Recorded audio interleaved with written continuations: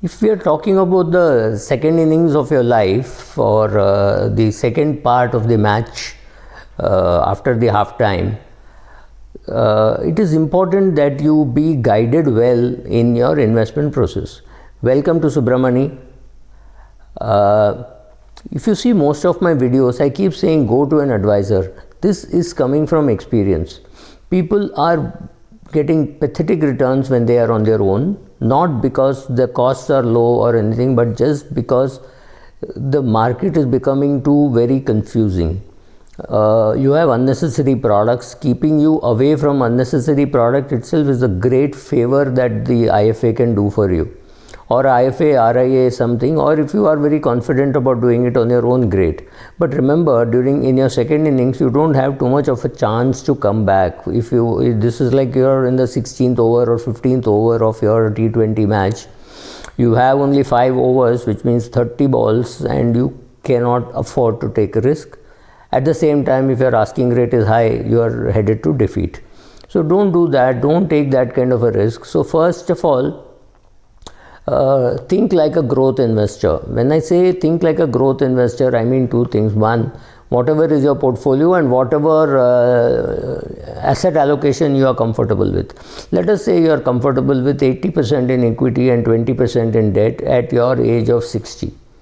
Okay. Now this is obviously very, very aggressive and things can go wrong. However, your 20% itself is so high that 20% will last you for another 10, 12 years.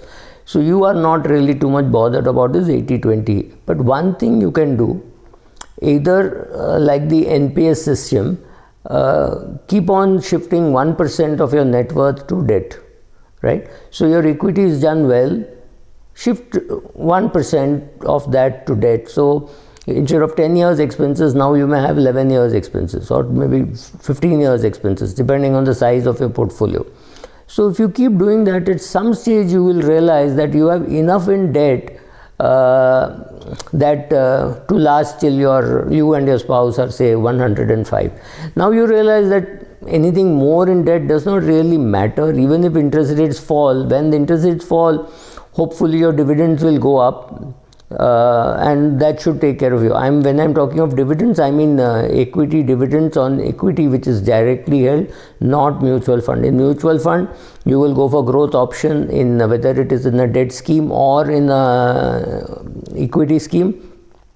Debt scheme you will withdraw regularly for your expenses. Equity scheme you will withdraw when the markets are booming. Now the other way to look at it is to say every year, whether the market is doing well or doing badly, I will transfer 1% to my debt portfolio. That's also not a bad strategy, saying okay, because you think the market is in bad shape, it could get worse, or you think the market is up and it could get higher.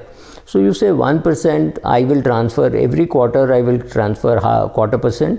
So annually about 1% I will transfer to my expense requirement dabba or the debt dabba, and through which maybe I'll buy an annuity, I'll make some bank fixed deposits. I know it is inefficient, but then I buy it for my peace of mind, not really trying to save tax. So that is a good first step to take in your portfolio. And remember, now we are going to invest for growth for the rest of your life, because you have become a more responsible investor. Go and take some of the NISM exams. That's not a bad idea. You can go and do the mutual fund exam. There is equity, there is debt, there is F&O in case you want, right? Go and pass all those exams. It's only 1,500 rupees, or I don't know if the prices have gone up recently. Anytime after you're 40, 45, if you want to be a serious investor, passing these exams is not a bad option at all. I'm not saying do CFA, CFP, things like that. I'm talking of NISM, National Institute of Securities Management. They conduct these exams. So if you go to it's a SEBI body. So they conduct these exams. These exams are subsidized for sure, and it will improve your confidence. The minute you fill the form, they will send you a book. So go and read the book and pass the exam. It gives you a little more confidence about what to do. It's like there are slightly more difficult exams like the advisor's exam. If you think if you're in the mood to do that, do those exams also. It doesn't cost much, and 1,500 is not really too much. So you should do that. and you also then start developing an attitude towards equity, risk and all that, because you also have now theoretical knowledge. Your maturity already means that you know how to handle this. Now with the theoretical knowledge you become more confident about how to handle this. Now this is a very aggressive portfolio and you have to shift maybe 1% every year. This is one thing which you should do. And or somebody could start with a very conservative portfolio of saying everything will be in debt, but every year whatever income surplus that I have, suppose you put everything in debt and you have post-tax income of 15 lakhs and your requirement is only 5 lakhs, then that extra 10 lakhs put it into equity. Because what will happen by this is you will put smaller and smaller amounts into equity, or you may put similar amounts into equity, but your debt is your big thing.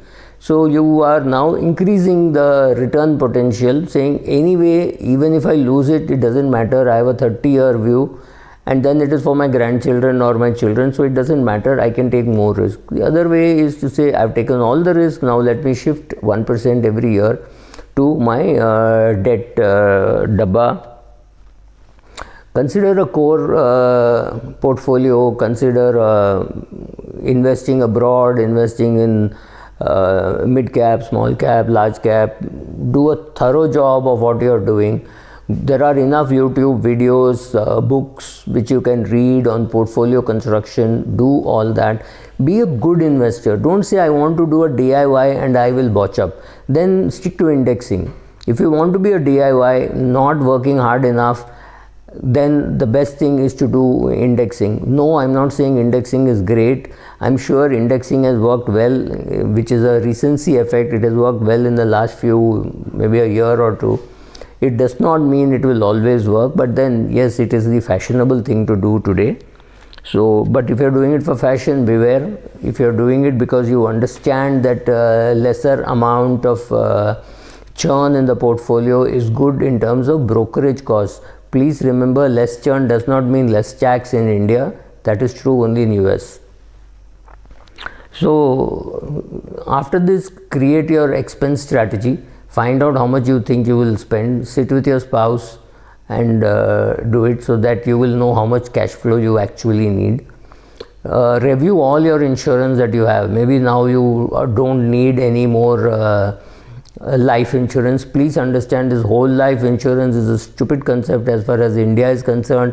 You don't have estate duty as of now, so you don't need any of those kind of insurance. If you have term insurance beyond the age of your earning life, it is a waste. So if you're 62 and you're carrying a term insurance till your age of 85, it is time you gave up that insurance. It makes no sense. You've already bought an expensive product. I don't see any purpose in continuing that, because if you do a sigma of the premium that you pay, it will not be a good investment for sure. So, and if it is a term insurance, I think it's time to give up the minute you don't have personal income coming in, right? Your mutual funds and equity portfolio will anyway feed your wife. That is not what you were trying to replace. You are only trying to replace what you would have earned by being alive.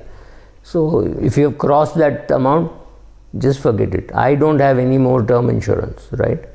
So I've reached the stage when my daughter is about to earn and my wife is well provided for. Nobody financially dependent on me. So I don't see any reason why I should have any insurance at all for life.